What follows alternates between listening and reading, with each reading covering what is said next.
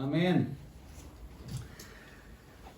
Океј, пополека ја се надевам дека црквата влегува во својот нормален животен ритам, затоа што црквата, или онака новозаветно како треба да ја викаме, се вика коинонија, значи заедништво. Црквата е заедништво, едно тело кое не може да не функционира ако не е тело, ако не е ако не сме еден со друг, ако грижата, љубовта која треба нас да не рефлектира како црква не е тука, едноставно не сме заедно. Верувам дека овој вирус не ограби, буквално не ограби од една суштинска работа, тоа е заедништвото. Ако нешто за црквата е важно, ако нешто во кое црквата треба да расте, тоа е заедништво. Јас верувам дека погодени сме. Јас сум лично погоден од тоа. Иако Господ отвора нови врати, нови пријателства, можеби со комши со кои може до сега не си зборел, сега почнуваш да зборуваш, не одите, не шетате далеку. Тоа се случи барем со нас, но верувам дека заедништвото на верните, заедницата на верните е многу важен концепт во Новиот Завет. И јас се надам дека црквата ќе продолжи со тоа заедништво, нормално со сите препораки кои ги дава владата, со внимание, но ќе продолжи да расте во тоа заедништво. Минатиот пат зборевме за духовден и за излевањето на Светиот Дух и значењето кое Светиот Дух го има за црквата. Без Светиот Дух, без утешителот, без оној кој нас ни дава сила, ние не можеме да постоиме. Ја знам дека Христос на нас ни остави мисија која ние со нашите ресурси, со наша сила не можеме да ја завршиме. Нема шанси. Ако не е Светиот Дух да не оснажува, ние не можеме да ја вршиме таа мисија. Кажавме дека Светиот Дух, кога прв пат се соочуваме со Светиот Дух, со неговото делување, можеби првото чувство кое ќе го добиеме е нелагодност. Затоа што Христос, додека збореше со своите апостоли дека ќе го прати Светиот Дух, тој кажа дека утешителот Светиот Дух ќе дојде за изобличување. И кажавме дека зборот изобличување можеби не го знаеме целосното значење, но не ти звучи како што треба. Не баш некој фино чувство, некој да те изобличи, некој да те открие, некој да ги открие твоите намери, некој ти каже дека имаш погрешно гледиште за нешто, некој без најава да те прекори. Тоа е работата на Светиот Дух. Светиот Дух дојде за изобличување. Изобличување по прашање на гревот, по прашање на правдата и по прашање на судот. Нема додам во деталите што зборевме, но важната работа која требаше да ја запамтиме во врска со Светиот Дух е дека тој не дојде да уништува, туку да исцелува. Тоа е целата поента. Светиот Дух не дојде тука да уништи, туку да исцели и да спаси. Тоа е функцијата на Светиот Дух, ветувањето од таткото кое го најави Исус. Светиот Дух е испратен да ја распланти и да ја води црквата во мисијата која црквата има за светот. Мисија за спасение, а не за уништување. Кога Христос збореше со Никодим, тој кажа, Божиот син не дојде да го уништи, да го осуди светот, туку светот да се спаси преку него. Тоа е приманата задача. Приманата задача на Божјото делување, на Божјата мисија која сега преку црквата се исполнува. Веднаш кога Светиот Дух се сима врз апостолите и оние први следбеници на Исус, тој ден го прогласивме како роден денот на црквата. Веднаш тој ден стана првиот ден во кој апостолите се активираа.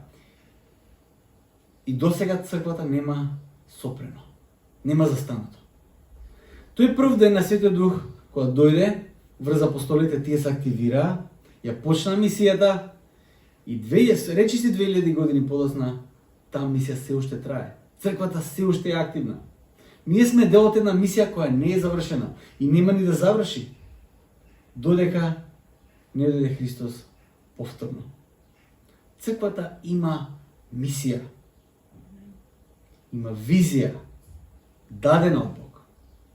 Секој Божјо дете, веднаш од првиот момент кога ќе ја почувствува Божјата љубов и благодат, и ја искуси во својот живот, го доживе тоа спасение кое Господ го дава, веднаш во тој момент, тоа Божјо дете ја прифаќа таа визија и мисија, која на почеток, да кажем, го надминува капацитетот кој го имаме. Веднаш, моментот кога ти стануваш Божјо дете, ти си повикан за мисија која те надминува тебе. Од старт. Значи, ги немаш доволно ресурсите кои ќе треба да исполниш таа мисија. Но тука е Светиот Дух, кој невозможната мисија прави возможна. Моментот кога му кажуваш да на Бог, ти кажуваш да на неговата мисија во светот. Не на твојата мисија, туку на неговата мисија. Ако тоа може би звучи страшно, може би за некој ќе звучи искористувачки, сакам да ви откриам една тајна. Сите кои дишат, сите кои се живи, има визија и мисија. Тоа не се однесува дури и само на интелигентните битија. Понекогаш се смееме со Фани кој ќе излезе од тука, има кучиња кои шетат и сега понекогаш гледаш некој куче оди на некаде, како да има некој план да прави нешто, да оди на работа. Нема врска. Како кучето да има некоја мисија сега да прави нешто. Но има. Сите живи битија кои дишат имаат некаква мисија, некаква визија, некаква мисија. Тие кучињата и неинтелигентните битија работат, тоа се манифестира преку инстинкт. Човекот од друга страна има сила, има можност да разбере таа визија која му е дадена од Бог и да ја живее. Визијата, како и секоја друга особина кај човекот, ако не е намерна, и ако се остави, јас така викам, во лер, без брзина, кола која ќе ставиш во лер без брзина, колата оди кај стигне, кај ќе бутне, таму оди колата. Така и во животот. Визијата и некои други работи во човекот, ако не се намени, ако немат правец, тие одат на кој знае на какви се правци може да завршат. Но најчесто завршуваат во морално искривени правци. Визијата и мисијата може да бидат многу различни, но секој жив човек, додека е жив, има визија, има мисија. Визијата во животот може да биде вака. Задоволството во животот, тоа е животот. Тоа може да биде визија. Повеќе задоволство, колку што е можно повеќе. Визија може да биде парите се најважни во животот. Собери колку што можеш повеќе по секоја цена. Тоа е исто така визија. Визија може да биде другите се споредни, јас сум најважен. Тоа исто така може да биде визија. Визија може да биде искористи и бегај додека можеш. Тоа е исто така визија. Сите тие се визии кои луѓето ги живеат. Овие визии секако се од личен карактер. Човекот ги применува лично на себе. Но визијата може да биде визија која ќе понесе и толпа. Еве една позната визија која сите ја знаеме. Гласи вака: слобода или смрт. Многу јака визијата.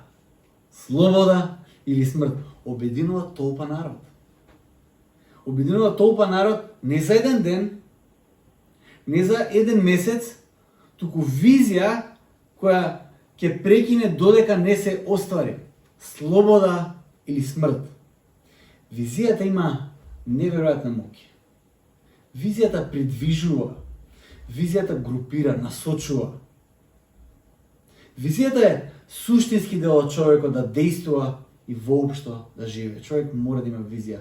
Во Соломоновите поговорки вели: народот без визија умира. Умира. Народ без визија умира. Секој човек има визија, како што кажа, без разлика дали тоа го прави свесно или несвесно. Бог не предизвикува да ја земе неговата визија за светот, да ја земе како наша визија. Зошто?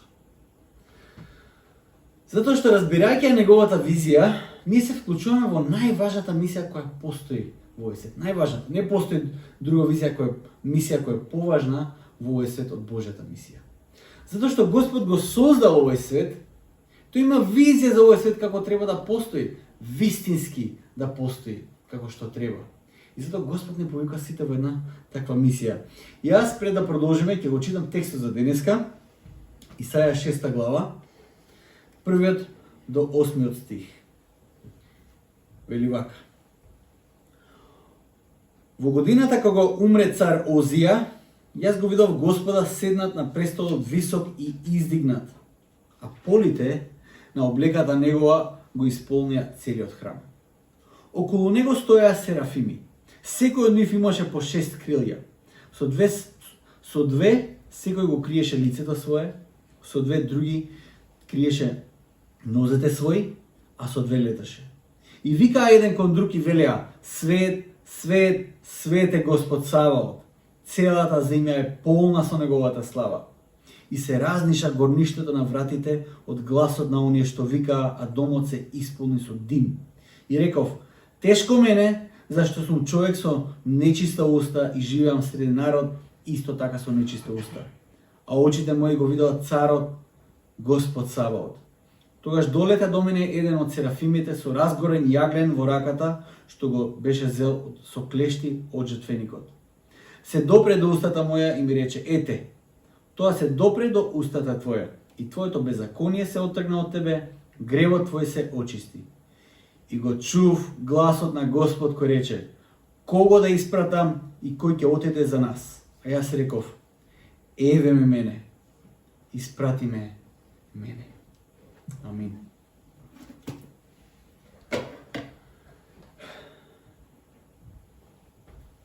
Колку моќен текст е ова, колку моќна визија е ова која Исаја доживува во храмот. Многу интересно почнува овој текст. Вели: во годината кога умира царот, тој, јас го видов Господ како владее. Смртта на царот Озија ја открива слабоста и краткорочноста на било која власт, на било која визија која ние може да си ја зададеме. Распадливоста ќе настигне сите нас. Распадливоста ќе го стигне секој наш план. Но Исаја во тој момент кога царот умира, тој гледа дека Господ владее. Колку ме потсега тоа на првиот момент кога Мојсе го гледа Господа. Мојсе го прашува Бог: а што да им кажам на израелците, кој Бог ме праќа да ги избави од Египет? Како е твоето име? Господ му вика: оди и кажи на израелците: јас сум. Точка. Јас сум. Не јас ќе бидам, не јас бев, јас сум. А колку резонира тоа со целото поучување кое Исус го имаше? А Исус вели: јас сум патот, вистината и животот. На колку пати Исус само им каже на апостолите кога беа оплашени: не плашете се, јас сум. Моментот кога дојдаа стражарите да го фатат Исус, да го однесат во храмот на судење, на Маслиновата гора, кога дојдоа и праша кој е Исус, во Јовановото евангелие запишано е кога Исус кажа: јас сум, сите паднаа на земја. Јас сум. И тоа треба да биде утеха за секој еден од нас. Тоа е потсетник за нас дека оној кој не повикува е надвор од она светот, од овој свет на распадливост. Светот кој е разнишан.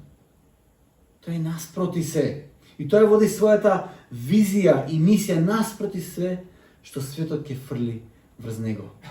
Тој вели: јас сум, без разлика на се.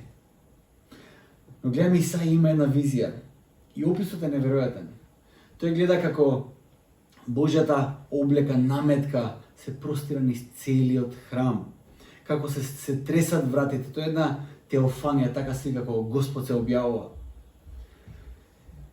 Има уште еден потсетник за нас во 3 стих. Вели: серафимите пеа слава, слава на Господ Саваот, свет, свет е Господ Саваот, целата земја е полна со неговата слава.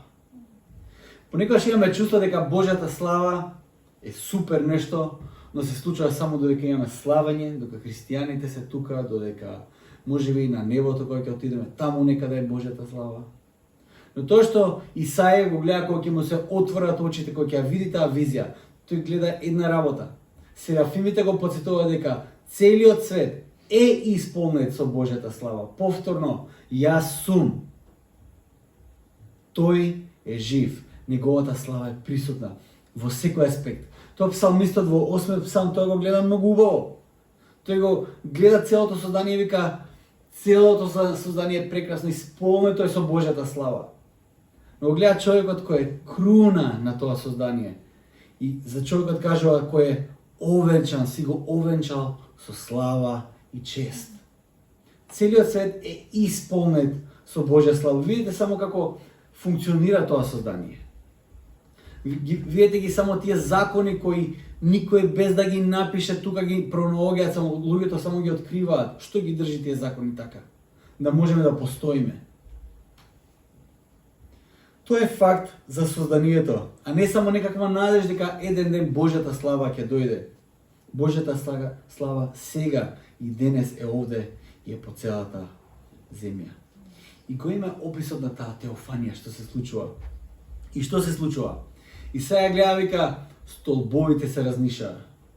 Од појавата, од гласот на серафимите се разниша. Еве вака го поднесува созданието појавата на својот создател.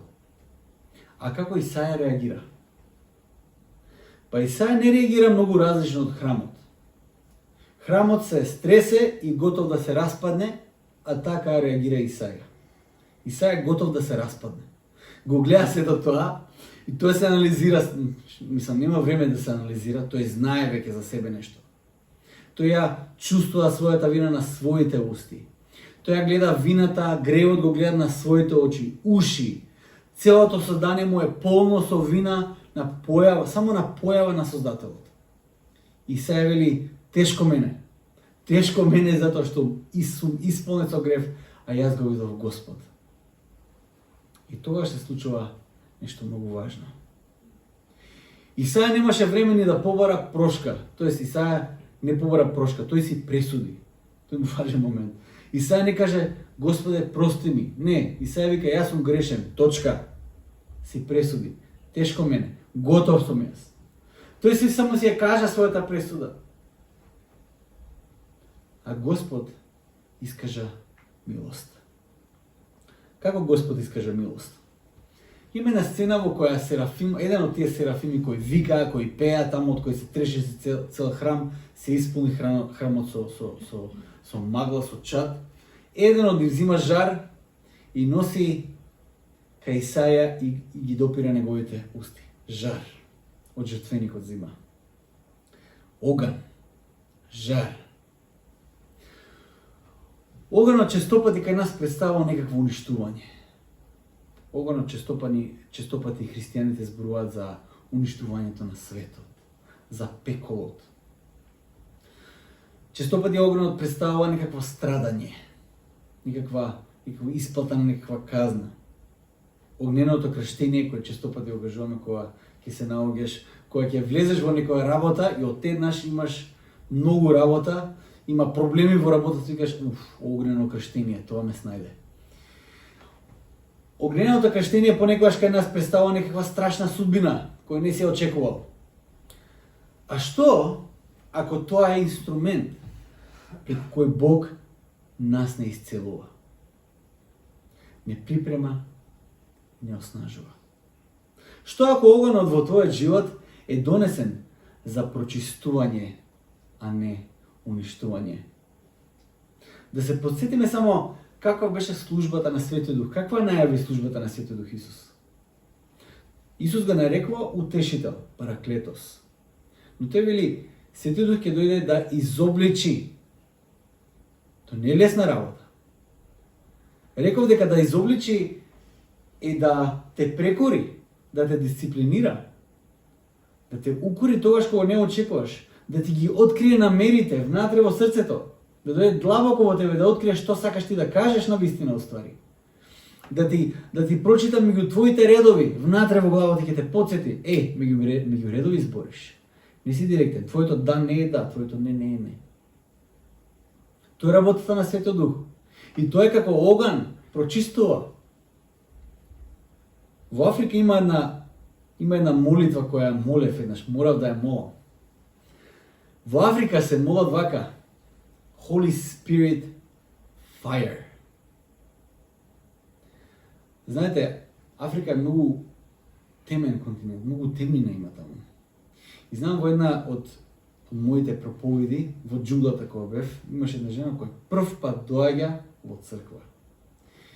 Има луѓе кои се многу заробени, духовно заробени, од кој знае какви пракси доаѓаат. И кога ќе дојдат во средба со Божјата светлина, тоа се манифестира преку нив. Еднаш додека проповедав, на крајот на проповедата повикав за молитва, една жена дојде пред мене и падна на земја. И темнината почна да се манифестира. Се манифестираше. Слично како некои од библиските приказни кои ги читаме. Во тој момент, голем дел од нас се молевме со Свети Душе, дојди во оган. Дојди изчисти. Не сме ние мокни да победиме ништо. Христос е моќен. Светиот Дух има сила. И затоа ние молевме таа молитва. Holy Spirit Fire. Дојди Свети Душе. Дојди со оган и прочисти.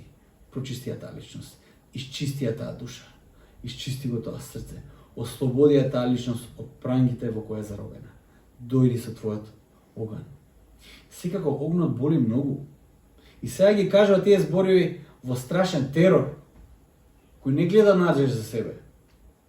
Но како и во Исаја, така и во нашиот живот, тогаш кога не гледаш никаков излез, често пати тоа се случува, не гледаш никаков излез, само безизлезна ситуација, страшно.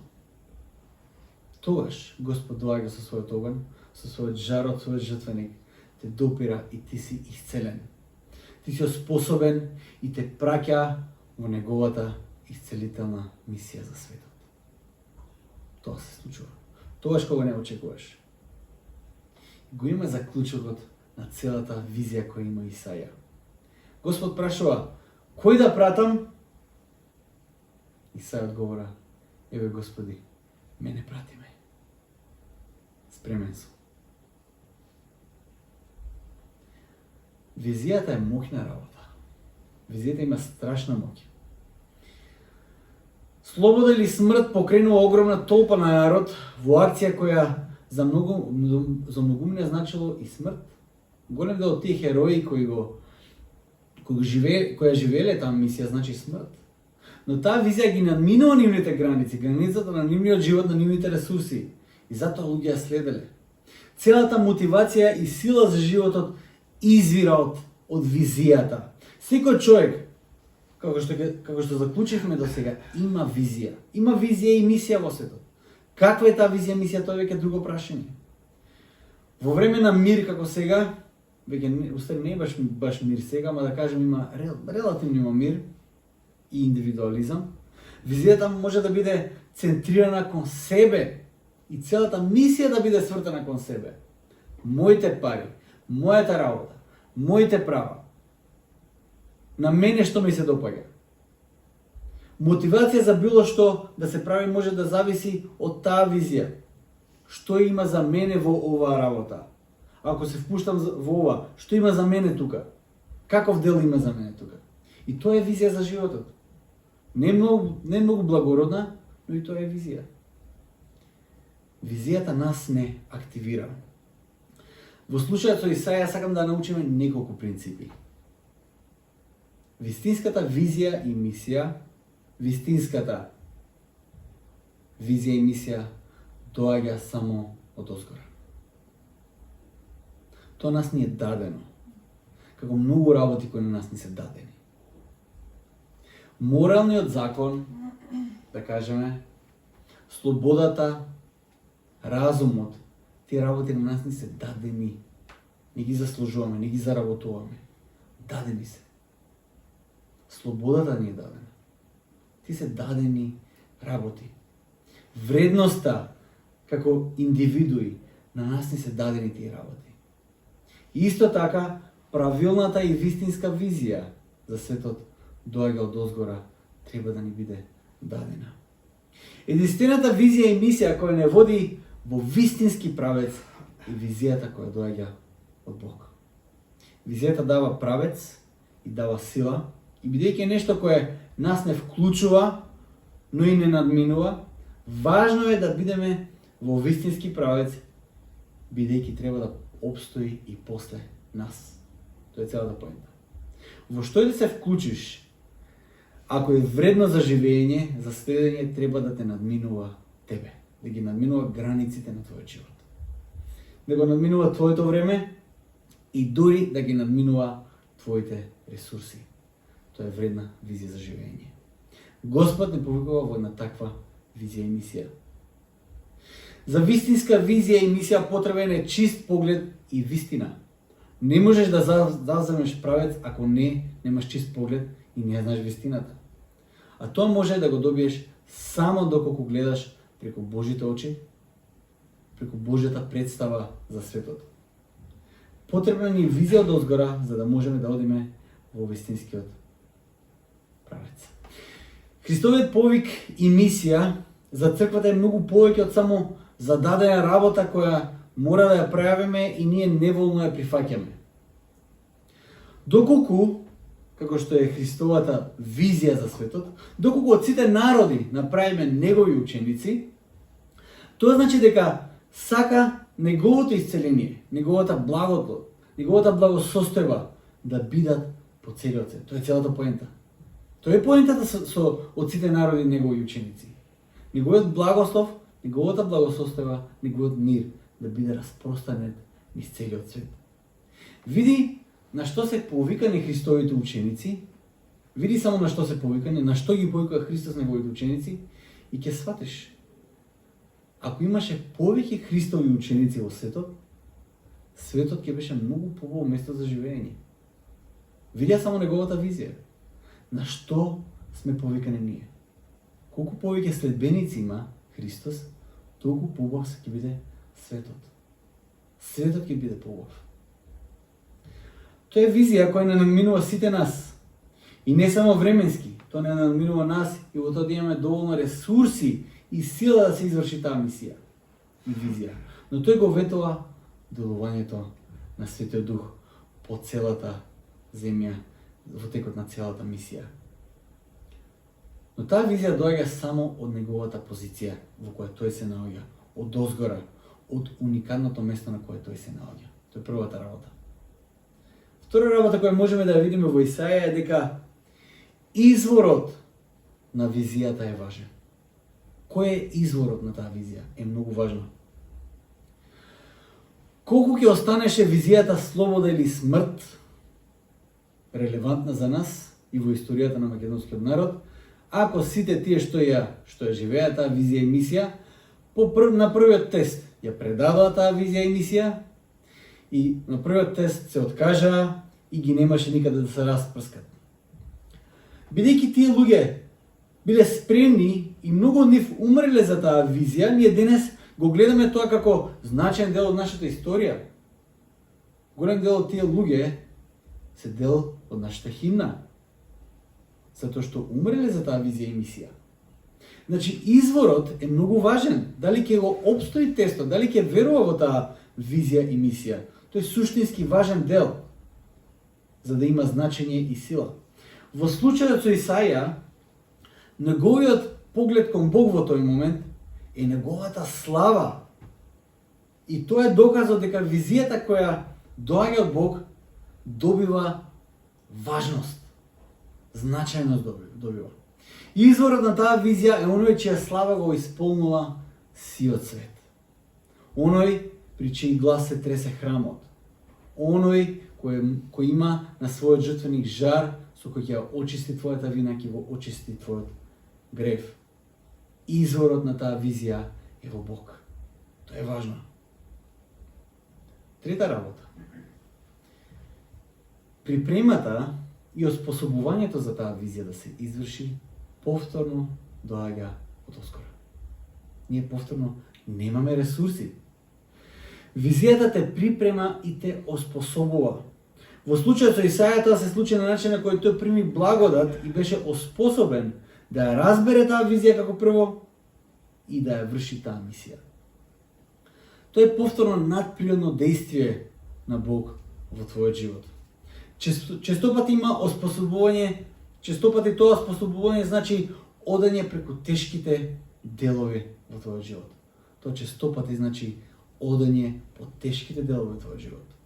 Често пати тоа значи прочистување на мислите, прочистување на срцето, на мотивите, на начините на кои работиш. Искуствата кои ги имаш, односите кои треба да ги поправиш. Сите тие начини Господ ги користи да те прочисти, за да ти ја даде визијата да тргнеш во таа мисија. И знаете што? Таа припрема не се случува во еден ден, таа припрема се случува до крајот на твојот живот. Господ паралелно и те припрема цело време, но и те праќа. Не те праќа затоа што си спремен ти со твоите ресурси, туку те праќа затоа што тој е ресурсот, тој е изворот на силата, тој е изворот на се. И те припрема цело време. Тоа е работата на Светиот Дух во животот на поединецот. Но тогаш, кога ќе го видиш изворот на визијата, кога ќе бидеш припремен и оспособен за таа визија, ти тргнуваш во таа мисија. Господ ќе праша кого да испратам?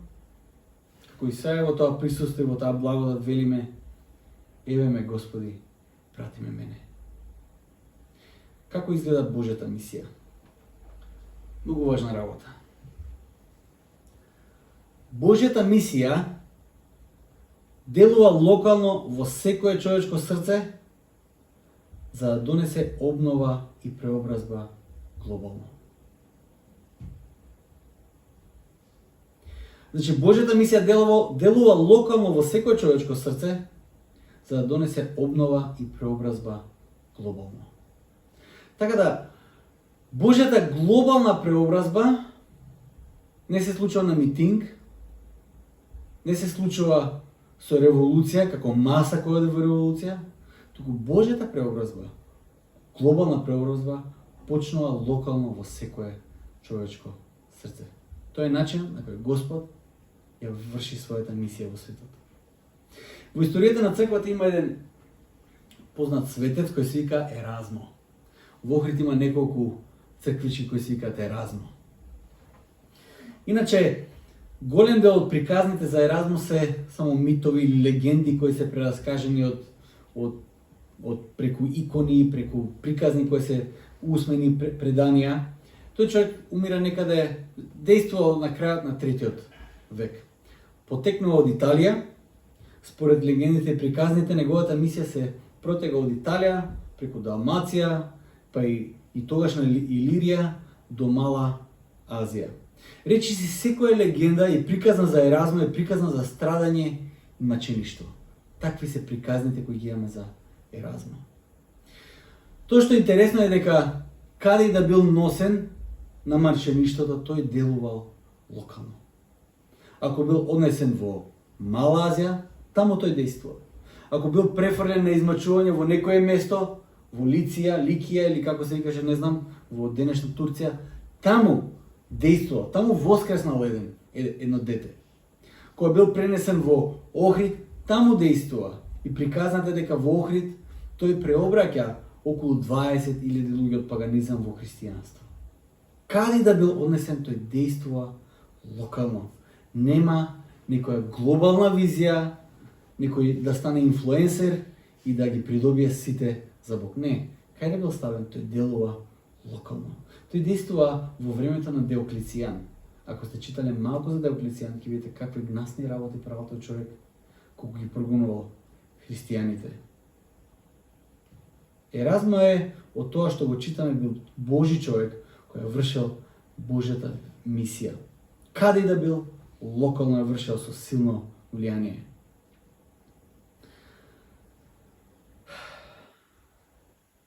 Еразмо ја живее Божјата мисија во целост.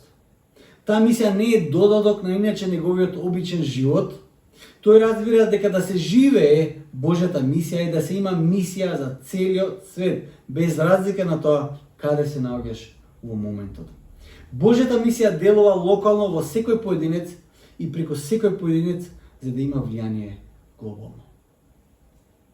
Исаја, читајќи книгата на пророк Исаја, ќе можеме да видиме дека Божјата мисија почнува од него самиот. Господ го наоѓа таму кај што е Исаија. Потоа Господ преку Исаија делува локално за неговиот Божи народ. Подоцна ќе видиме порака и за околните народи околу Израел. Но конечно мисијата е преку таа мисија која Бог има за Исаија, локална мисија, да дојде Божиот слуга кој доаѓа од Израел, од Божиот народ, да донесе исцеление за целиот свет. На тоа Исаја вели: еве ме Господи, прати ме мене. Ајде да размислуваме малце за нас, да го преведеме тоа во нашиот живот. Размисли за Божјата мисија во твојот живот, за твојата локална мисија која Господ ја дава. Локална. Кои имиња ти доаѓаат сега на ум? Кои луѓе ти се пред очи сега? Во кои животи Господ тебе лично те става? Каде е твојата мисија? Да не размислуваме за некои глобални идеи, за некои мегаломански идеи. Не. Во кој контекст Господ сега тебе те става? Во чиј живот имаш мисија сега? Да служиш, да љубиш, да носиш, да сведочиш можеби, да водиш некого во Божјото присуство. Локално. Кои личности сега се пред твоите очи? Гледајќи на Исаја, на апостолите, на Еразмо и на многу други од историјата на црквата, дали ја гледаш силата на Божјата визија и потенцијалот на неговата мисија? Божјата глобална мисија почнува токму тука и овде, многу локално внатре во тебе. Тука почнува Божјата глобална мисија. Да не забораваме дека глобалната мисија на Петар започна со 3 прашања, тоест едно прашање повторено 3 пати. Тоа беше почеток на неговата мисија. Петре, ме љубиш ли? По-локално тоа не може. Петре, ме љубиш ли? Петре, ме љубиш ли? Тука почнува мисијата на Петар, која сега е мисија на целиот свет распространата. Од тука, Петре, ме љубиш ли? Делува локално за Бог преку тебе да делува глобално. Дозволи му на Бог да ти ја покаже таа визија. Господ сака секој да ја носи таа визија која тој има за светот, затоа што неговата визија е убава, прекрасна, откупителна визија, визија за исцелување. И да ти покаже кој е тој што ти ја дава таа визија. Господ сака да се објави. Библијата, сите тие приказни кои ги имаме за Исус, за Божјото делување, се резултат на неговата желба да се објави на своето сознание. Сака да се објави. Мојата сведоштво е такво. Мојата молитва беше: Господе, објави ми се. Точка.